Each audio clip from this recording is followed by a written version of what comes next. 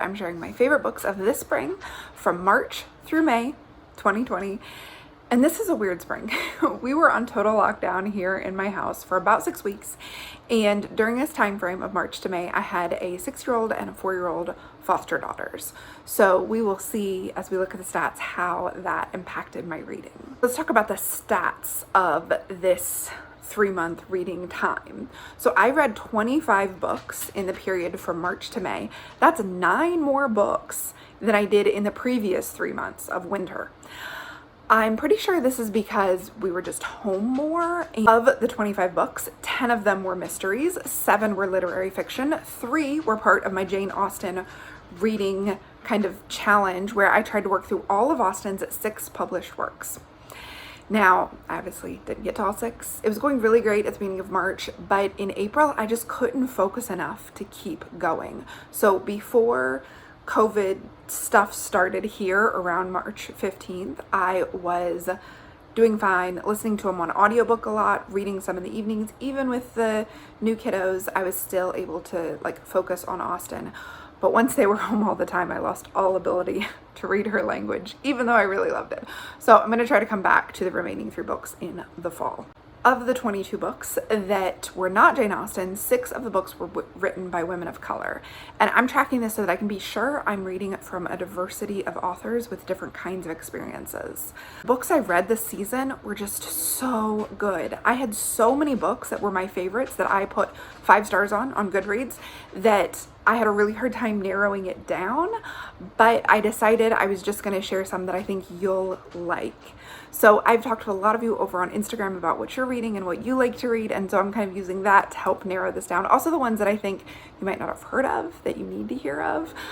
If you're not yet talking to me on Instagram about books, come over to instagram.com/TaraSwiger. Send me a DM, or better yet, screen capture your phone right now as you listen or watch, and share it on your Instagram stories. Tag me, I'm at TaraSwiger, and we can start a conversation about what you're reading. Before I dive into telling you about my favorite books, I am so excited to tell you about this podcast's first ever sponsor. Are you ready?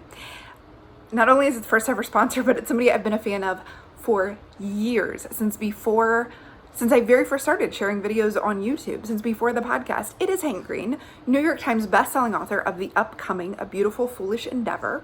Hank is also half of my favorite YouTube channel, Vlogbrothers, which has been around since 2007. Also half of my favorite podcast, Dear Hank and John. Hank wanted his publisher, when his new book was coming out, he asked his publisher to sponsor a ton of small podcasts like this one. They said no, that was too weird. So Hank took 5% of his book advance and he did it himself. So big hugs to Hank. Thank you for paying for this sponsorship. So Hank's first book, Absolutely Remarkable Thing, came out in 2018, and it was one of my favorites in 2018. I ordered it and read it immediately. I got a signed copy. It follows April May, who gets thrown into super famousdom when she uploads the first video about a weird sci-fi thing that happens. She's like first on the scene, and she gets super famous, in part on accident and in part by branding herself properly and becoming an internet personality. So this book is really about how creating a brand and becoming an internet personality is not the same thing as being yourself online. And it really looks at what are the outcomes of that? How does that change you? Is it good for you? Is it not? How is it? And then how do you stay a person when the brand and the personality become super famous? I loved An Absolutely Remarkable Thing. I recommend it to anyone who is creating and producing content online. I think it has a really good look at what that's like. It's the most realistic look of that I've ever read. So Absolutely Remarkable Thing is out in paperback now. You can get it anywhere. Now the sequel and the conclusion to the story is A Beautifully Foolish Endeavor, and it comes out July 7th. I've already pre-ordered my signed copy, so it'll be here on July 7th. You can find it wherever books are sold. Show notes. I've linked to this book on bookshop.org so you can buy and support indies, and Libro FM, where you can get the audiobook directly from an indie bookstore. And of course, you can go to hankgreen.com, where you will find absolutely everything. And if you get it, let me know. We can do a little reading group on Instagram in mid-July, talk about how we like it. Again, the links to this to bookshop.org or Amazon are in the show notes. If you just scroll down wherever you're watching or listening to this, you'll see it there. Or you can head over to the show notes at tarswagger.com/podcast308, where you will find the full transcript of all of this. Now, on to my favorite books of 2020. The first one is Home Before Dark by Riley Sager. So last summer, you might remember, been around for a while, I read everything by Riley Sager. He had 3 books out up to that point, read them all, I love them. And there's a link in the show notes to my vlogs about those books. I was so excited because I love those for this book to come out, and it did not disappoint. It was published on June 30th, so just now, but I read an advanced reader copy from NetGalley. So the story follows Maggie, whose father wrote a horror book, a haunted house book about a house that they lived in when she was a child. Now, she's believed all of her life that this book is entirely made up. Her dad made up the story. It became super famous. So she and her family became super famous for this haunted house. So when she inherits the house, which she didn't even know her family still owned, she decides to move in and renovate it so that she can sell it and kind of come to terms with that part of her past and with the fame around it. So the book alternates between Maggie's present day as she's like unfolding what is real, what is not real, and the actual book that her father wrote about her childhood. So you get it in her voice, and then you get it in her father's voice describing childhood Maggie.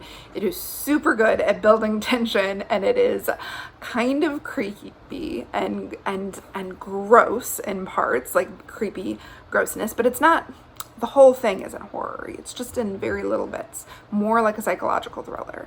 So I knew nothing about what this book was going in. If I knew, I probably wouldn't have picked it up if it hadn't been for already loving the author, because I don't read horror books. I don't read about haunted houses. It's not interesting to me, and I don't want to spoil anything, so I'll just say I was very happy with how this book ended up. So I'm really glad I read it. I really like it. I think you'll like it if you like psychological domestic thrillers. So this list is in no particular order, but since we just talked about a little horror, let's talk about another book that has a little horror element in it. This book is The Southern Book Club's Guide to Slaying Vampires, and from the title, I think you know if you'll like it. Kind of Buffy, like funny and irreverent like Buffy is. It's kind of Southern Book Club housewife in the suburbs. So it's really weird. It's wonderful. It's fast paced. It's got some creepy stuff, but it's not terrifying the whole time. It's set in a middle-class suburb in the 90s. It's very 90s, and a bunch of housewives have a true crime book club where they read true crime stories, and they tell their husbands it's a Bible reading group. So when a sketchy guy comes into town, they know what to look out for. They think he's probably a serial killer, and of course their husbands do not listen to them. And this book does a really good job of being funny and fast-moving and a little bit horror, but also exploring what motherhood and womanhood is like when you've been so self-sacrificial that nobody in your life respects you. And you have built your life around taking care of other people, and then those other people don't respect you. So I completely loved this book. It was exactly what I needed when I read it, which was right at the beginning. It's really beautiful too on the inside. So I talk more about this book in a reading vlog that I've linked up in the show notes. You can go find it there. The Southern Book Club's Guide to Slaying Vampires by Grady Hendrix. Next up is The City We Became by N.K. Jemisin. So I hope you already know N.K. Jemisin. If you like fantasy or sci-fi, you need to be reading her. She is the only person ever to win 3 Hugo's Awards, which are the big awards for sci-fi literature. She's the only person ever to win 3 of them, to win them back to back for every single book in a trilogy. It's her Broken Earth trilogy, which is a very fantasy heavy. It's on my to read list. So this book is more sci-fi than it is fantasy. It's set in modern New York City where a pandemic is happening. Everybody is being touched by the pandemic. Sound a little too real? Yeah. So the pandemic is white tendrils are beginning to spread and infect people. And the idea of the book is that cities who reach maturity and enough complexity and diversity are born and become embodied in a person who embodies that city. Now, New York City is so diverse and so disparate in its different neighborhoods that it actually is embodied in the 5 different boroughs, 5 different people who have to come together and fight off the creepy spreading tendrils that are trying to tear the city apart. This book is like such a good metaphor for so much. I'm not going to ruin it by like English majoring it to death. It is fast-paced, it is fun. It's a lot like if the Avengers met H.P. Lovecraft, but were written by a Black woman who celebrates diversity and inclusion. So if you like the whole Avengers Assemble aspect of the first Avengers movie, I think you will really like The City We Became by N.K. Jemisin.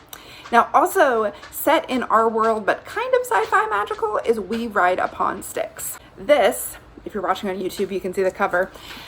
This is a super 80s book where in Danvers, Massachusetts, the high school field hockey team learns about the Salem witches and then sees if they can use their magic and what the Salem witches did to win field hockey. Now, the best thing about this book for me is that it's told in the collective first person. It's told a way I've never read a book before. So it's we did this and we did that. And it's like the magic that's binding the team together and making them win. It shows each chapter spends time with a different girl who's on the team. And you see how she's navigating her life as a teen girl in the 80s and how she's dealing with it, why she needs the field hockey team, why she needs the sisterhood of the team and this kind of magical witchy power that they think they have. And the book does a really good job of, you don't really know if it's true or their imagination until the very end. It's really good. It's really sweet. It's really, if you were a teen girl in the 80s or 90s, you're gonna like it. It's very funny, and I didn't know how it was gonna resolve to the very end, which makes me really happy. So that's We Ride Upon Sticks by Quan. The other book I have to talk about is Queenie by Candace Carty-Williams. I talked in this video when I think I rounded up what I read in March. I'll link it in the show notes. Blurb calls this book a mix between Bridget Jones and Chimamanda Ngozi Adichie's Americana.